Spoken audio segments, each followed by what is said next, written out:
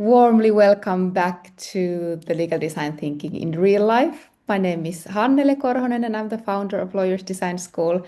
And I'm beyond happy to be returning to these conversations around legal design and how it shows up in the practices around the world. And today I'm here with Nina Toivonen, as we recently wrote a legal design article together. The paper is titled, if I remember correctly, Contract Design Process as a Learning Path for Proactive and Sustainable Contracting. Was that correct, Nina? So it is funny that you work several years on a paper and then suddenly you don't even remember the title. Yes, and we talked lengthy discussions about the title, so it's a miracle that it's so difficult to remember. But well, to say it would make us both very happy if you would go and read the paper if you haven't already.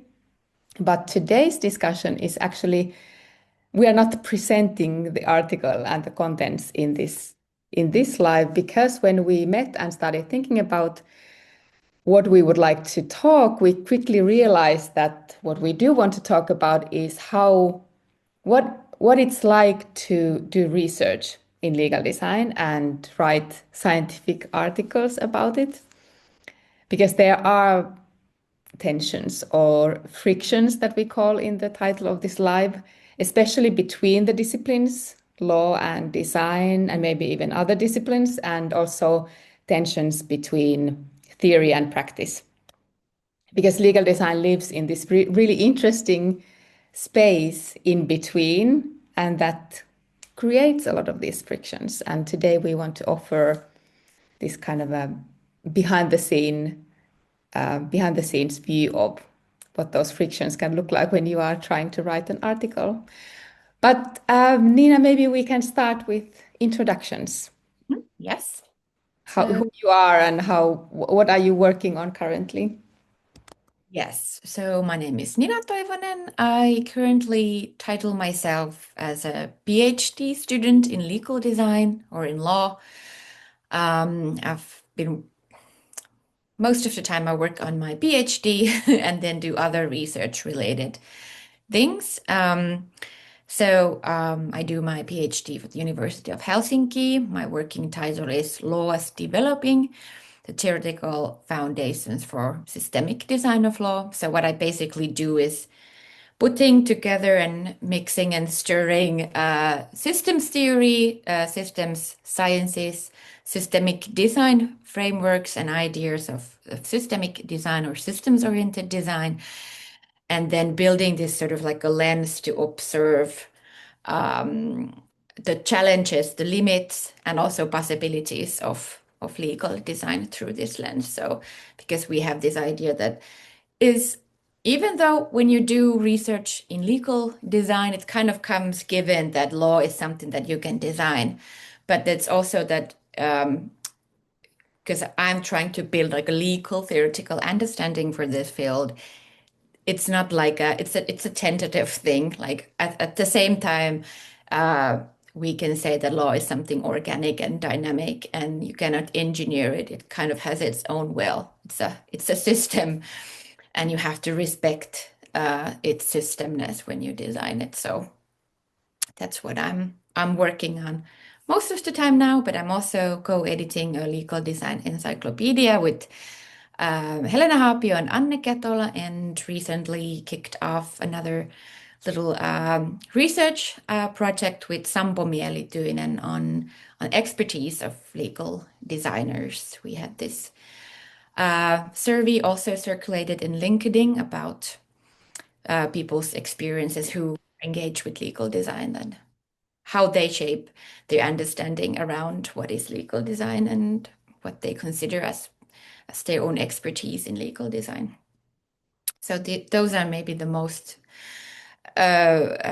time-consuming projects that I'm working on at the moment, and maybe they then define who I identify as Mm. at the moment, a legal design researcher. But I have a background in law. I practiced several years as a legal consultant, also briefly tested my skills as a legal designer for the city of Helsinki. And so I also have some like practical knowledge, which we will be talk about more today, like how to navigate between these two worlds. So I'm not only a tourist. Yeah. Yeah, and it's the difference between us is that you are doing legal design research for the Faculty of Law, and I am doing legal design research to the Faculty of Design in the University of Lapland, and I think that that also brings some interesting differences and viewpoints Yeah. to this discussion. Do you want to share some, like, what's your pitch for your PhD at the moment? Oh, the dreaded question. How I do I know pitch my... for me, it changes every day, I have to say. Yes. Yeah, it's like this amoeba that it's like every day it's different. But currently I pitch it, well, it's called, the title is Super Intuition in Law and Design, and it's about developing the concept of super intuition, but also how to develop the capability of super intuition and maybe some frameworks around that. How could we in practice use this other way of knowing in law and design? And it's really about other ways of knowing that go beyond cognitive capabilities and even beyond ordinary intuition. So it's like this kind of uncharted territory, but it's really challenging the epistemology, both Yeah. in law and design, I think, because it's yeah, and it's like a trying to fill the gap of epistemic ignorance because we are so focused on the rational thinking and analytical thinking and all this like this one world view that we have in both in law, but it's also in design. So it's kind of feels like a philosophical thing, but my goal is to make it kind of practical. That what does it mean in practice? How can we use these capabilities to access this other ways of knowing? Mm.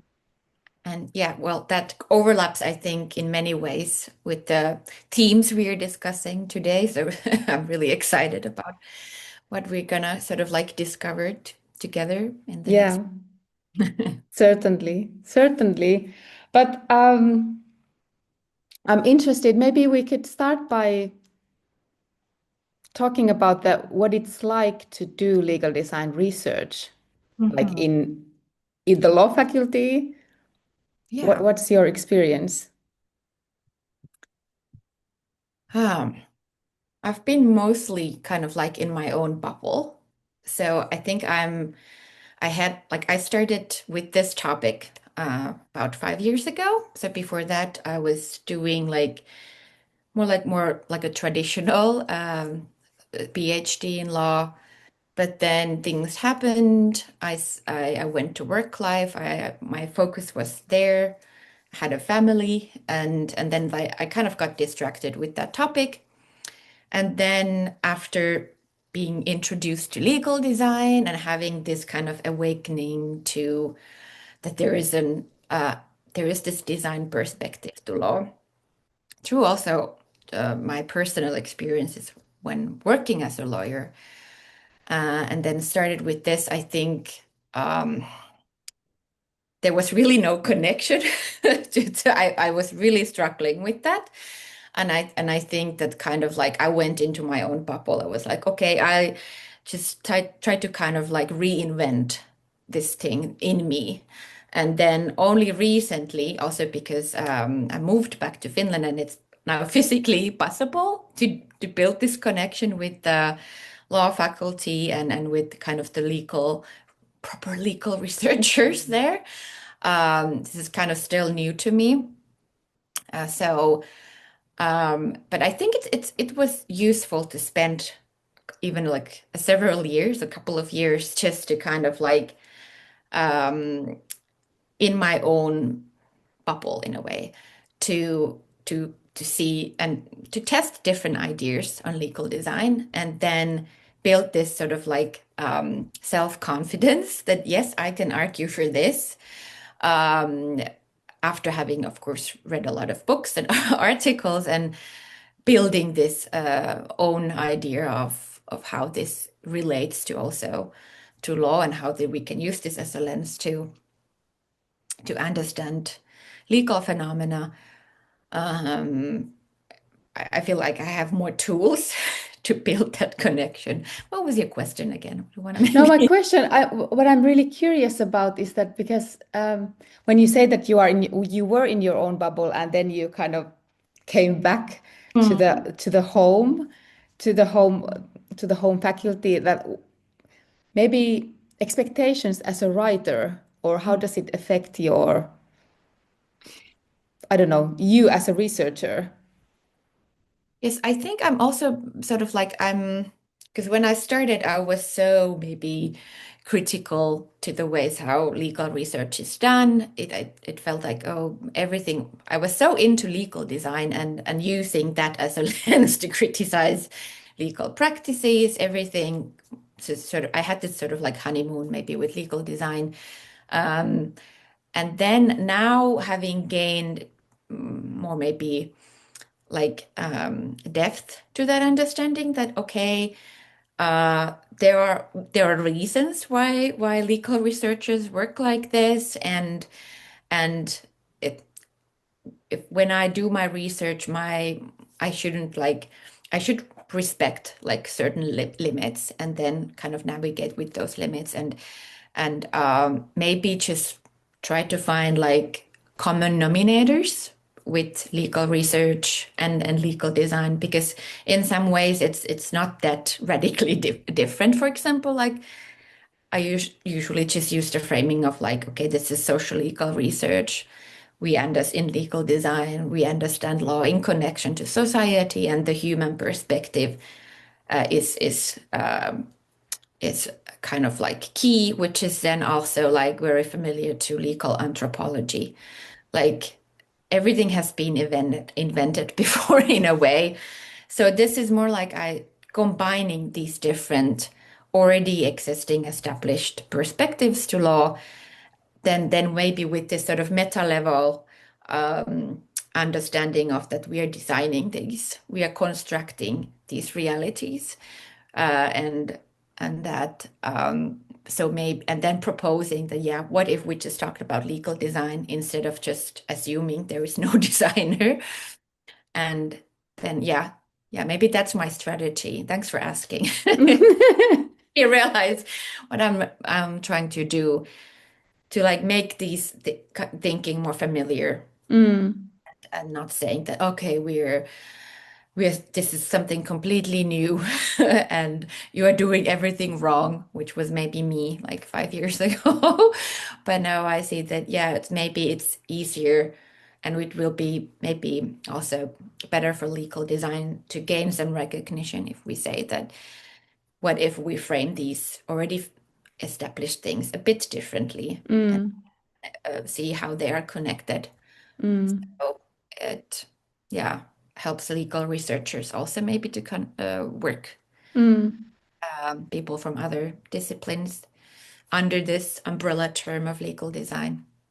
Yeah, and what I think we both noticed when we were writing this article was that the the legal research, which is kind of familiar, at least very familiar to me, and of course very familiar to you too, because we have both graduated from law school and done our masters there.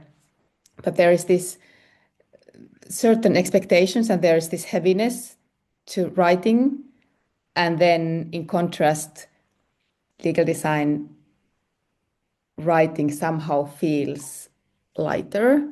Yes. But then it's like how bold statements can you actually make, and where do you draw the what, because what we discussed a lot is how much can we use the experience and our backgrounds, and because we have the practice understanding, that can we just use that when we are arguing Mm, things, or like making those arguments.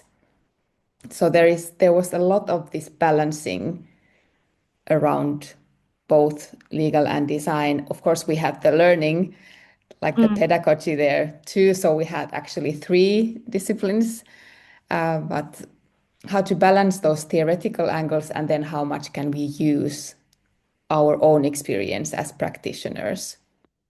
Yes.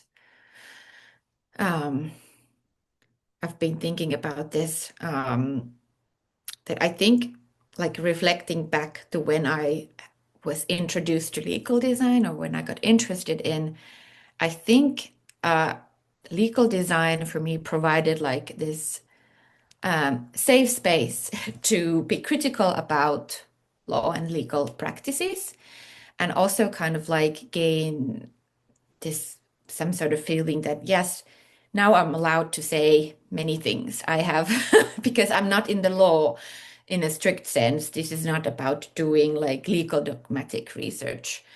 Now different, I can just combine different things and have like these ideas put on paper.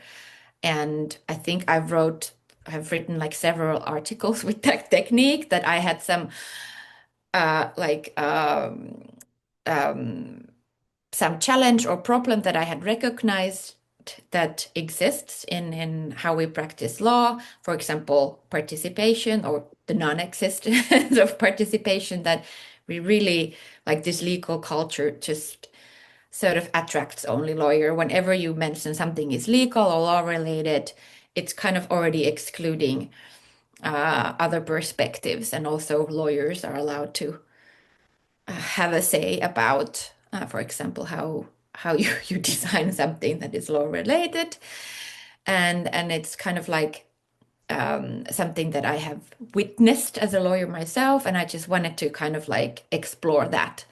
And a couple of articles were sort of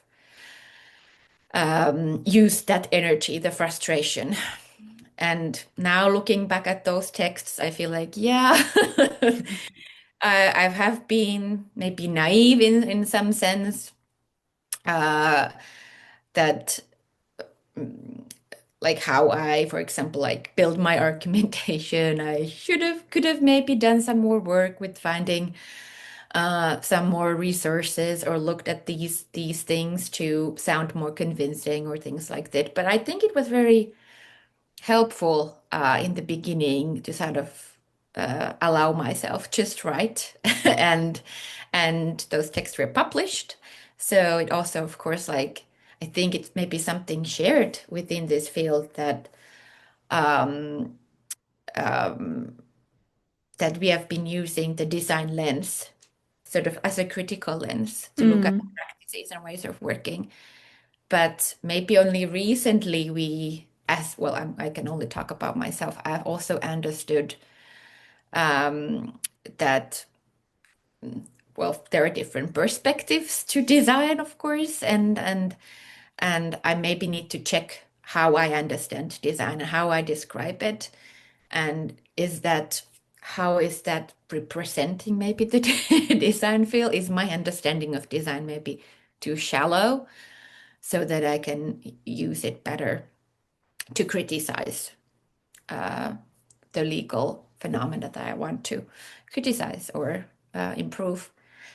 So, But that is exactly the challenge when doing this cross-disciplinary research, that how deep do you have to understand all of the disciplines that you are, and all of the theoretical. And of course, in ideal world, you would have very, very deep understanding and years of experience and access to all theoretical articles that I've ever published.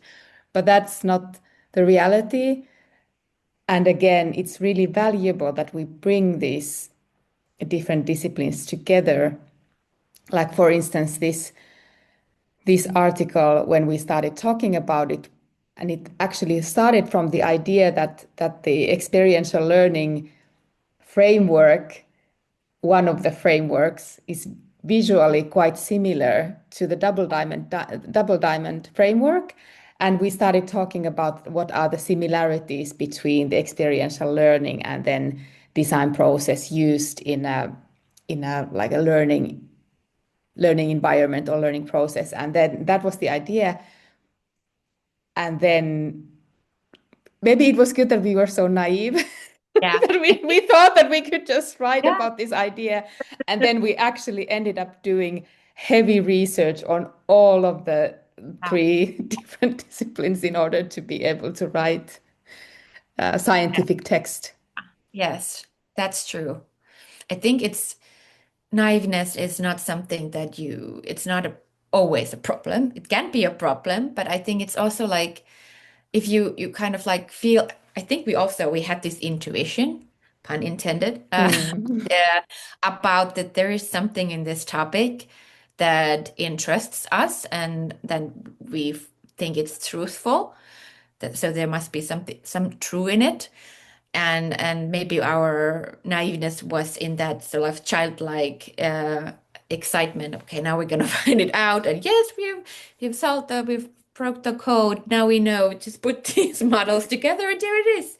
And then through like receiving feedback and other perspectives, you learn, okay, this may not have been the most original ideas, but the context is original and the conversations that you were combining is new. That the novelty is in that. So keep going and and in many ways it is I feel like when you write, you are writing for yourself to understand the topic. And so I think for us, maybe it was all about that, also about that it was useful for us to sort of like build our own uh, like methodology or philosophy of doing a research article. And then so it's not only about that you do these articles for readers, or there is like this community of within a field who is like interested about it, but you have to somehow be motivated to know it yourself. Otherwise, I guess, we would not have been able to Mm. keep going with the several rounds of revisions. So Yeah, there were many major revision rounds required. it Mm. also teach me about to respect and appreciate like peer Yes. feedback and like rigorous, really proper feedback. Yes. And people who put their time in those feedback, they're really like co-authors. Mm. Mm, for sure. Yeah. And I think one of the questions, kind of fundamental questions that then rose during the when writing this article and also in the discussions that we had before this live was that what is knowledge and Mhm. who gets to call what knowledge, especially in legal design when it is so it feels like it's a moving target. And then if you ask here, there is another answer. And if you ask here, it's another answer. And how do we have these different aspects to discuss with each other? Where you put the boundaries, like um, Yeah. I think that's a legal design conversation, and like a because sometimes like where does this like prefix or attribute legal comes to legal design if you don't have like a clear understanding of where you put the boundaries. So it has to somehow have like a connection or be part of some sort of like legal discussions.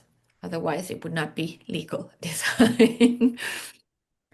And then I feel like the design is not just in the design part in legal design. It's not just about the design discipline. Our design is a discipline and like a scientific approach, but more about any like practical transdisciplinary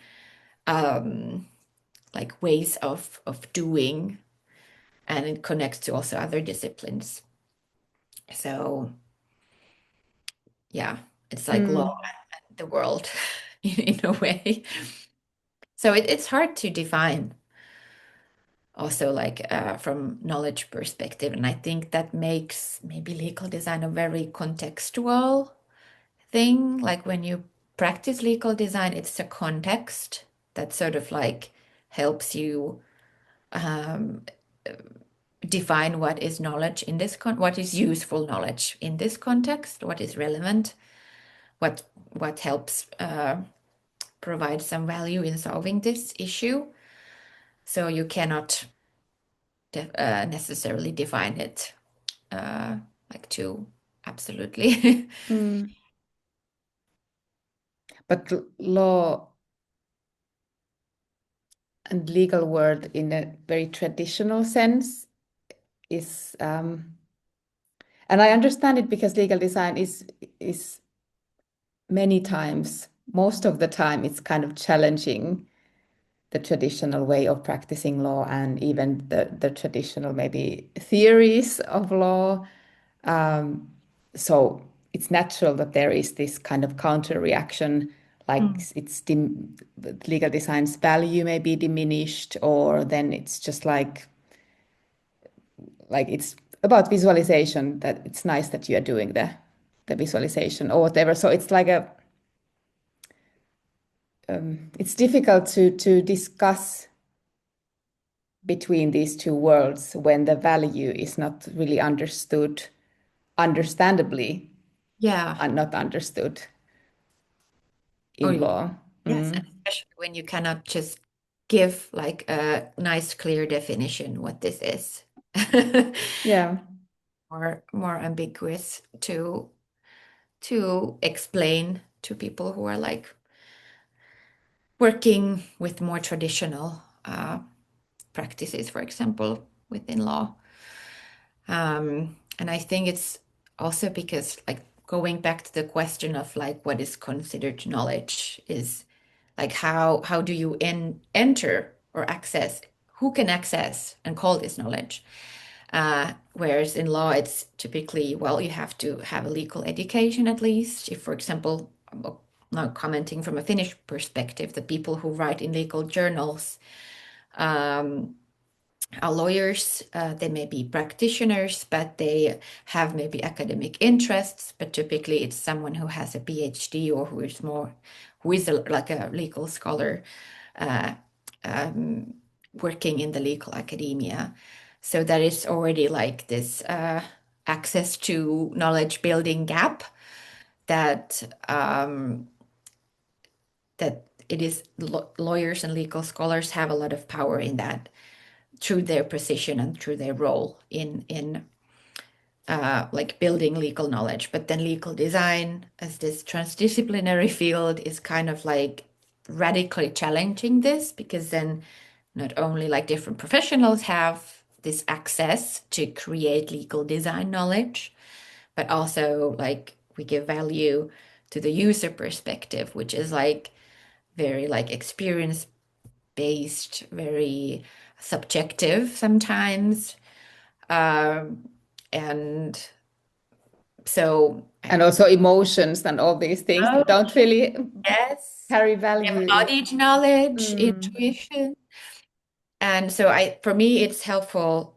And that's also why I really like the systems perspective and the systems theory perspective, because then I can like we can think of like the legal system as a like okay, there is this solid closed legal system where it is actually important to have that closedness, and legal dogmatics is kind of like, in my understanding, kind of serving that. It's like about like there is this machine within in legal dogmatics is like producing knowledge on what are the ways to function and what is relevant within that closed system. And then legal design is more like the outside perspective, observing at that system. Who are the agents within that system? How are they working? Is that what they do relevant to this wider systems in society, because the system is for this wider social society. So and so this is the way how I've solved this challenge or tensions between these. And okay, it's actually like we don't want to break the system in that way. We want to have a system, we want to have a rule of law, and we want to have legal certainty and predictability in and trust in society. So we need something, we need a machine, but it's never perfect. And then legal design can embrace these different perspectives to that system. And Mm. so, yeah, that's how I think about it. Mm. But it is like important to, um, yeah, maybe to somehow find these kind of solutions to uh, to kind of like build also like connection to that. For example, um, traditional ways of working in law, to understand that, okay, when are these traditions like serving the system and everybody's well-being, or when is it just like what um, Helena Hapio maybe would call like dark legal legacy, when it's just like actually like distancing the system or excluding people from that system, like through legal practices, for example, only saying that, okay, you have to have a legal background in order to say about these things, or considering that only sort of like how the lawyers traditionally work is the right way of doing things. So I think it's good to acknowledge that it's not so black and white always, Mm. and yeah, distinct the practices that the legal system needs from the practices that we need in order to renew and make the system better. Mm. Yeah, and what I have myself learned from studying other like human sciences in addition to law, it has really, like when I started my studies in leadership and management, and then adult education, and now design, and all of these human sciences, I've understood the value of like this um, look like how do I say it? Like how do you position yourself in the because the research is not objective, not even within the law, and to be able to like evaluate and position yourself as and I think that the law is so easily and that traditionally just it's neutral and it's objective, and it's like missing the deeper discussion, like look whose knowledge is and what kind of knowing is used when we are creating these policies and norms and practices, and like there is nothing challenging this closed system that is built on certain values and certain decisions. And I think that the white privileged people have been making those selections and defining those values, and it's like this monolith that is not even recognized in many ways. Yes. Yes, and I think because I feel like legal design is also very like it kind of makes the power visible, especially the power that lawyers have as agents within the system, and then can help make the visible the power imbalances, like through different methods. So I think it's one of like these important like aspects or discussions within legal design, to the issues of power, and how with legal design we can maybe help develop also legal research as a practice, and as a like to maybe bring some of this scientific elements to legal science, because it's a long going discussion. Is law proper science? Because of this, what you just described, that there is no like kind of um, there is this assumption that the observations the legal researcher makes are somehow like objective and do not come from certain precision. And it's not common to start your paper with like this kind of like remarks on your situatedness, for example. But that I think is something that legal design can kind of like bring to also these more traditional ways of working, that saying that, hey, here is the designer uh, observing a topic. I use this knowledge. I'm interested in these things, and this is. But it also kind of like helps to somehow clear out this tension, because maybe you also recognize this, that when you write these legal research papers, there's always this kind of like pressure to be very precise, correct, do things in the right way, um, because you cannot say that I'm just a human being writing this. You There's, can't write yourself in the in the text. but I think it would be helpful if we could more say that, because in reality, each paper just represents somebody's perspective. They may reference to other people's work, but in the end, it's still just Nina writing, Nina's thinking. So why can't we just acknowledge that and use that also as something that is can be interesting? That okay, there is this Finnish middle-aged lady with these things. How does the world look from her perspective? And then say yes, but it's not the only perspective.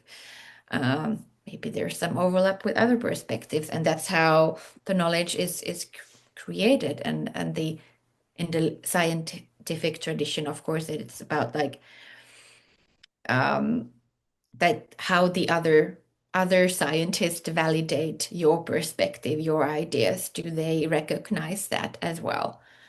But in legal writing and legal research, it's somehow diluted, or there is this veil um, between the writer, the designer, and what they are looking at. Mm. Um, Yeah, and I wonder if this was also one of the reasons why, because I remember that when we were writing this article, that we had this hesitation of writing about our experiences. And then when we did write about our experiences, like this is what happens in a legal design workshop, or this is what happened in a legal design workshop. And then there was a lot of that was challenged by the reviewers, that like how do you, is this like, Mm. is this valuable or is this valid, even though we, at least I feel that we were kind of clear that we said that this is our, yeah, it's based on this is the theory, and this is based on what we have our. been doing and experiencing in our work. And I remember that we talked lengthily about how valuable it is to make that visible too, that what happens in practice and what can we learn from those practical things. So there was a hesitancy, and I maybe that this is part of the reason, because the tradition in law is not like write yourself in the text. And then of course it was challenged when we tried to do it. So Yeah, it's a difficult one to balance. yeah, and I feel like there are like different ways to write an article. Is it like a like what is your is it like a theory paper that you do a literature review, like combine different understandings to understand the whole of a topic, or is it like you test the theory or some ideas in practice, or do you like do another kind of empirical research. And I think we were kind of like trying to maybe combine both without actually doing the empirical, Mm. like creating knowledge, like organizing a workshop, and that would have was kind of maybe the issue there, that we didn't have enough content because our experiences, even though, or then we would have had to label or frame it as an autoethnographic research, which Mm. is, of course, then another type of research. But it's like when you want to get your insides out, insides out, but insides out, then the challenge is that as a practitioner, then at the same time, you have to be prepared to learn the script of how to do research. Like if and then when you work with the publisher, they assume that you already know it. And then it's easy to criticize, to gain criticism if you haven't done your homework in a way and just uh, kind of propose it. Yeah, how about this? But then for them, maybe it doesn't make any sense because it's not in lines with the sort of like different types of research.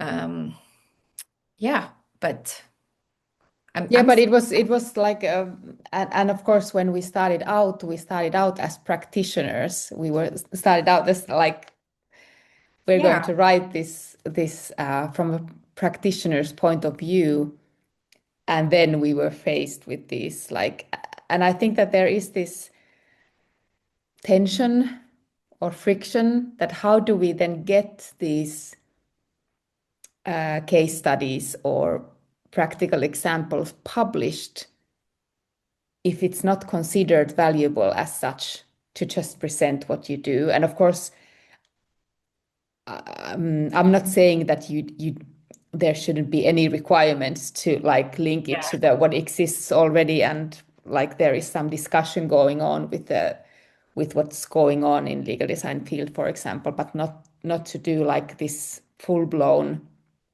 Mm. theoretical framework and a theoretical background first for 10 pages and then maybe few pages of your own of your Yeah. own case study. Yes, that is true. And I think it's very nice that in legal design we have these venues like the Legal Design Summit and the New Legal Design Journal, which are like more flexible when it comes to this, like how do you get these different perspective and different kinds of like um, types of knowledge uh, contributing to the field. Um, and to have it shared because there is in Legal Design Journal there is the studio section where you can show and tell about your case and while they also have like these more sort of like in a traditional sense like research papers published, but I think that's I've learned to kind of like see it as a now also from our own perspective that it's actually maybe necessary that we with that transdisciplinary fields start with something like this, that they don't build on like on the traditions from another field, but just start building their own. And also Legal Design Summit, where you can, there are many different kind of presentations, practical, more theoretical, philosophical, more like hands-on methodologies on legal design. Um, and I hope it stays like that because then Mm, it kind of lowers the step to enter to this legal design thinking and doing, that you don't, mm, that there is still something that holds these different ways of doing and practicing and thinking together. Um, but it doesn't have to be like this one format of presenting your knowledge. mm. Yeah, because otherwise there is this siloed way of working. Like academics talk to academics, and then they can go really deep and wide and deep. And then there are practitioners doing their own stuff, and it's missing the conversation between these two. And I do agree that these forums like the summit and also the journal, Legal Design Journal, are really great to open up these discussions. Yes. Mm.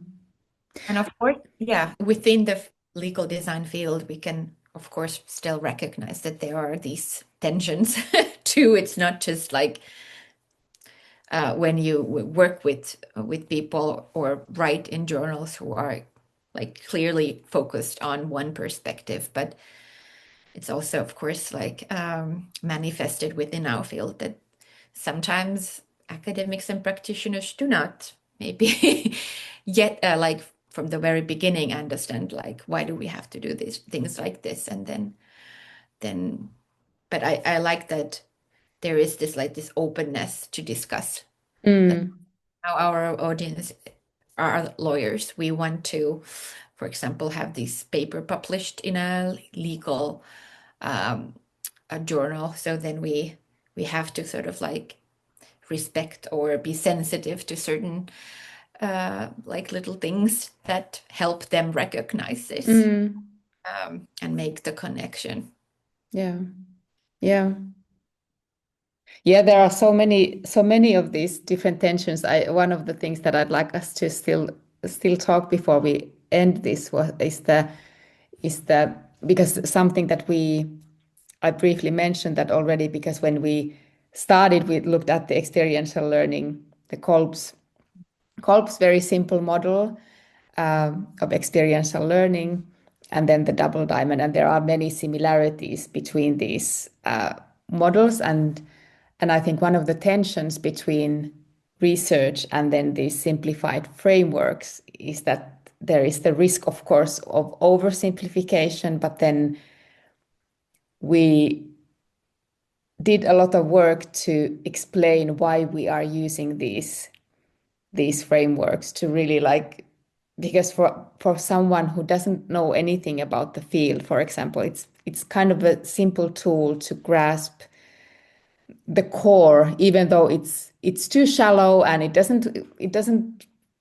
involve all the specifics and all the details, but it kind of captures something essential about, for example, design process, that it is an iterative process and there are different phases. And so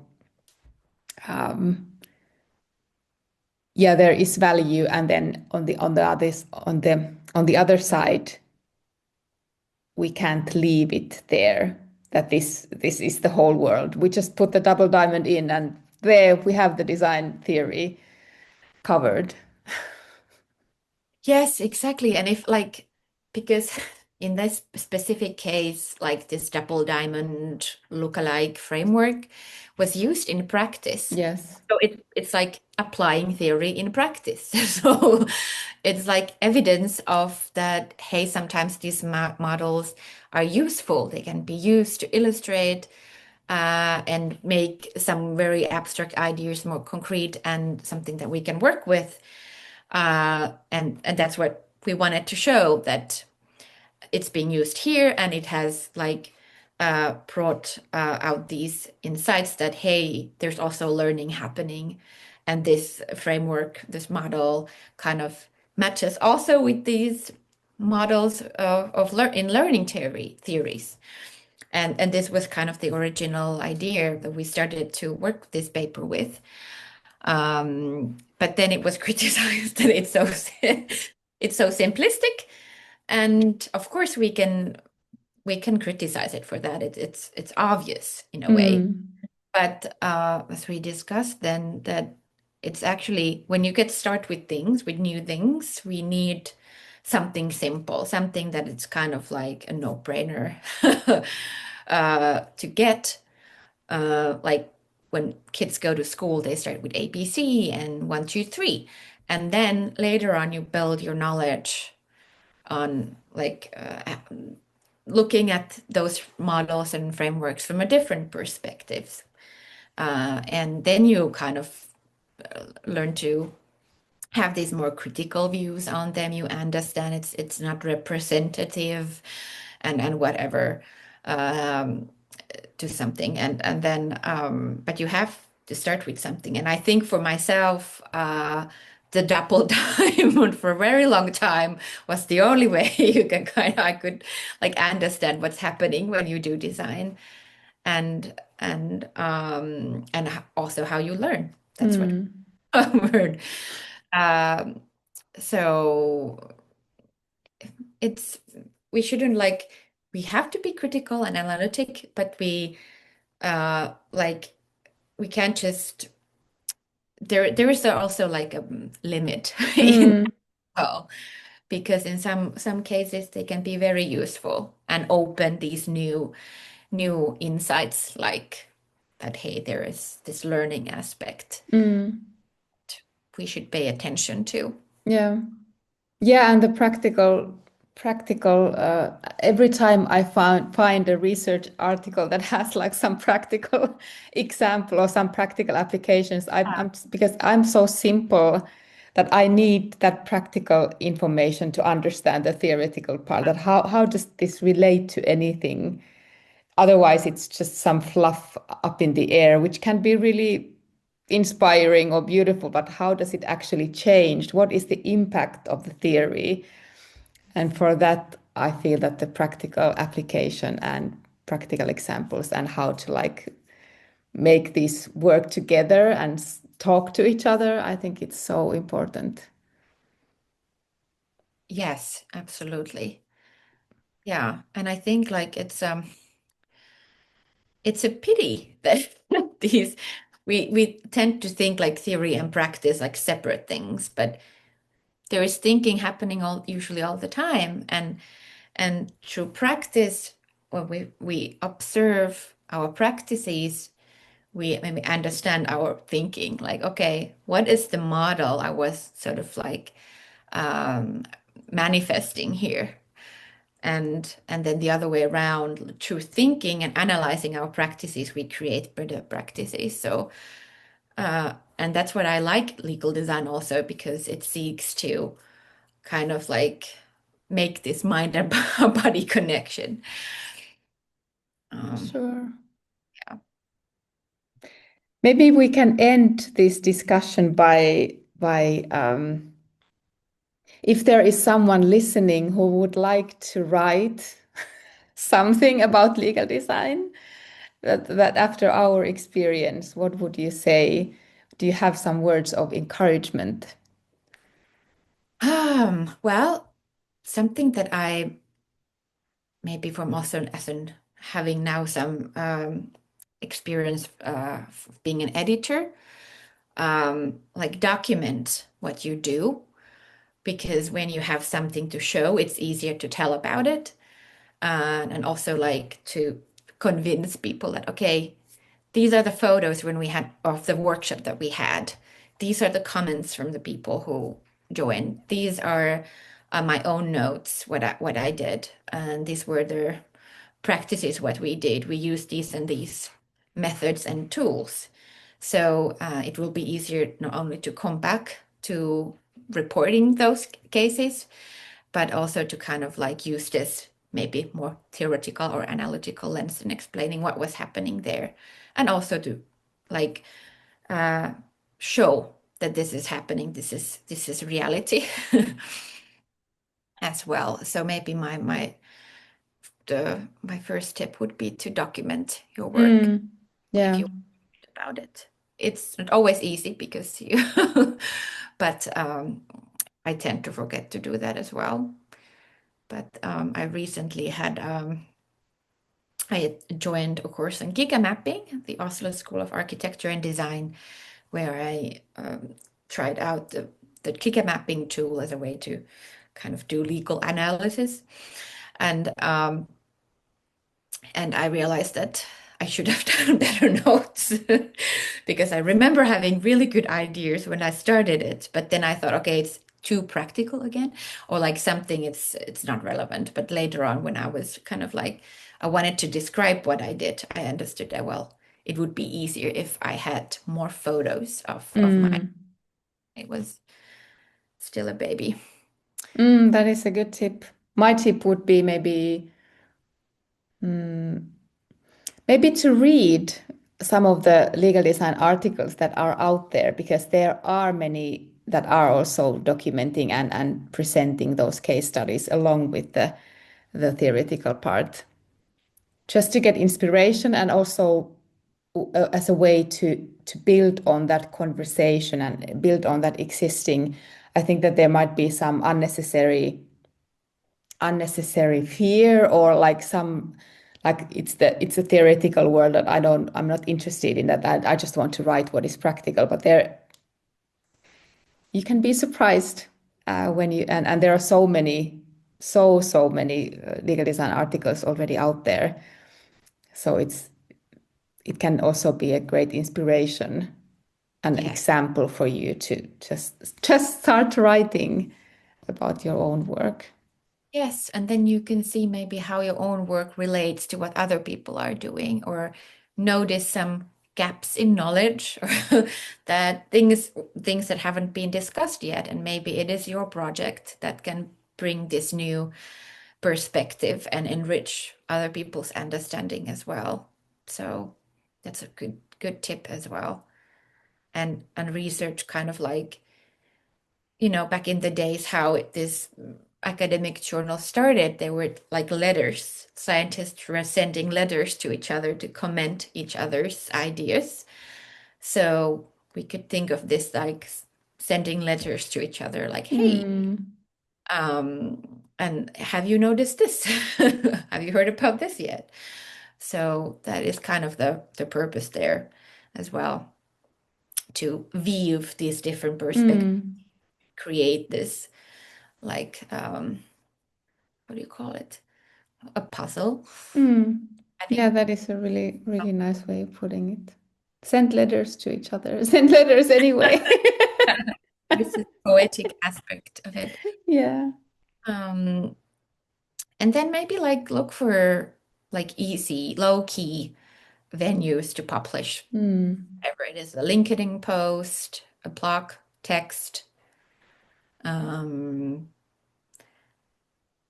which have which are available to almost anybody, mm, to test how it is to write something like this. mm.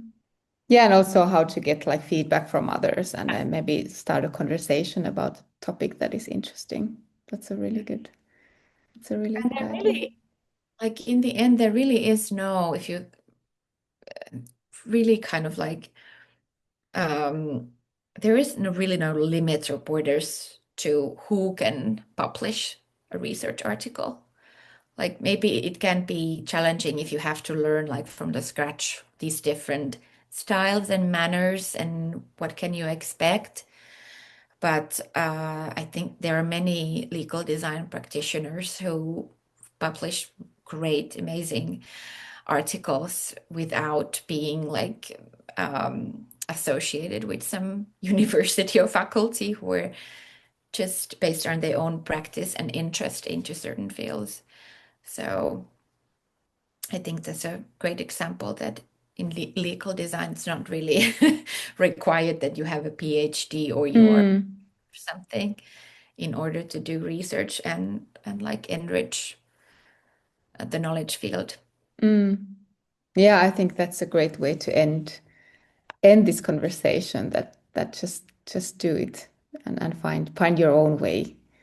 And I'm sure that this field is, and people are just really excited to have more to read and more to engage with. We really need your paper.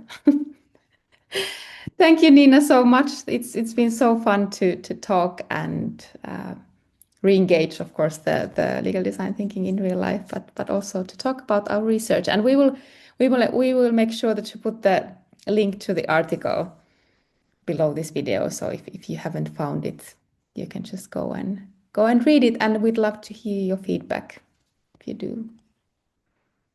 Thank you, Hannele, for having me. Thank you.